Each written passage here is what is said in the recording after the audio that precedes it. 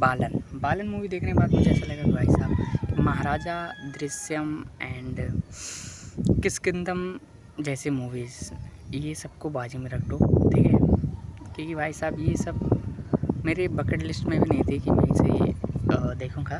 बालन जैसी मूवीज़ की बात करूँ, बट इतनी अमेजिंग परफॉर्मेंस के साथ एंड इतनी मिस्टीरियस साइकोलॉजी फिल्म्स के साथ ये आती है भाई, मेरा दिमाग घुमा दी। फर्स्ट ऑफ ऑल बात करते हैं इसकी कहानी पे, क्या है क्या नहीं है। तो बेसिकली कहानी इसकी ये है कि एक माँ बेटे रहते हैं। मैं स्पॉइलर नहीं दूंगा, मैं बस थोड़ी कहानी बताऊंगा, आपको पता चल जाएगा आई थिंक।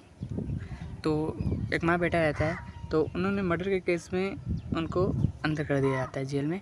फिर जब वो रिहा होते हैं तो वो जगह जगह इधर उधर काम मांगने के लिए जाते हैं, समथिंग भटकते रहते हैं एंड हर जगह अपना नाम अलग अलग रखते हैं, ठीक है, ताकि उनकी जो अतीत की यादें हैं वो उनसे कहीं ना कहीं किसी भी रूप में मिल ना पाएँ।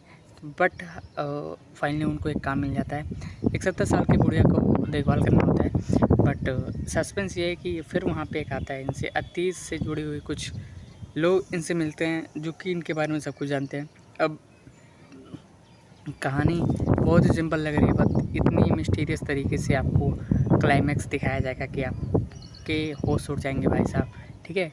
क्योंकि इसके राइटर और डायरेक्टर वही हैं जो आवेशम एंड मंजुलम बॉयज़ जैसी मूवीज़ दे चुके हैं, ठीक है। क्योंकि भाई साहब मंजुलम बॉयज़ एंड आवेशम अगर आपने नहीं देखी तो भाई इतनी यार आपने बहुत सिनेमा मिस किया, ठीक है। जाओ जाके देख लो वो भी। एंड भाई अगर बात करूँ कि आपने बालन जैसी मूवीज़ नहीं देखी ना, बालन मलयालम सिनेमा की देख तो अलग ही है। मलयालम सिनेमा में आप जब भी आप देखो कंटेंट का नहीं आता, सिर्फ कंटेंट भाई साहब नो ज़्यादा प्रमोशन मूवीज़ के करते हैं ना, फिर ज़्यादा हाइप रहती है मूवीज़ की, और शांति से मूवी रिलीज़ करते हैं, फट जाती है भाई, ठीक है। कंतारा का भी कुछ ऐसा ही हाल था। कंतारा जब रिलीज़ हुई थी तो वो ज़्यादा प्रमोट नहीं हुई, लेकिन भाई साहब 300-400 करोड़ ऐसे ही कमा लेते कंतारा जब फिर कंतारा 2 की हाइप तो वैसे ही हो गई थी क्योंकि कंतारा ऑलरेडी हिट हो गई थी, ठीक है। तो मैं कन्नड़ा सिनेमा में पहुंच गया, ठीक है। मलयालम सिनेमा बहुत अमेजिंग मूवीज़ है भाई, वहाँ से कंटेंट का खजाना ही आता है। सिंह आपने देखा होगा, वो एक टाइम लूप की कहानी है एंड कृष्णा में समथिंग कुछ तो है, एंड एक फिर महाराजा अपने विजय सेतुपति की, वो इतनी अमेजिंग मूवीज़ आती हैं देख के होश हो जाएंगे। ये मिस्टीरियस और कहानी ये सिर्फ एंड इको आपने देखा होगा, वो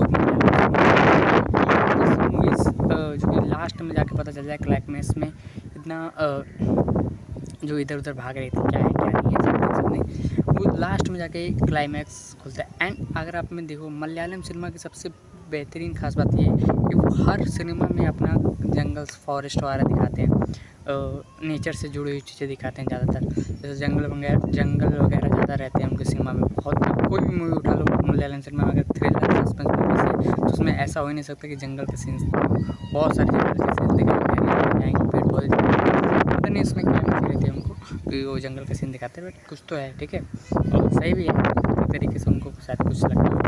बट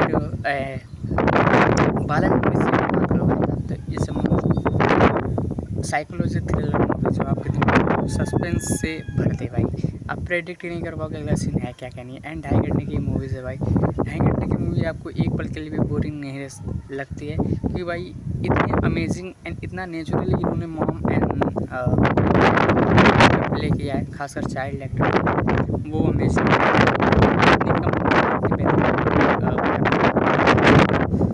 पॉसिबल नहीं है भाई।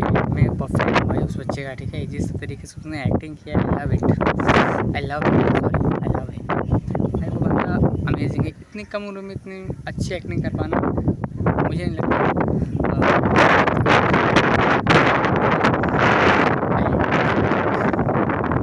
Think next time in Malayalam cinema, यार बहुत आगे जाने का ये बंदा, ठीक है। तो गाइस अगर आपने बालन नहीं देखा तो जाकर देखो, बहुत अमेजिंग मूवीज़ है। एंड ओके गाइस, तो मिलते हैं अगली वीडियो में, तब तक के लिए बाय बाय। एंड चैनल को कभी सब्सक्राइब कर दिया करो यार, कितना ही बोलूँ मैं, ठीक है, करो अब।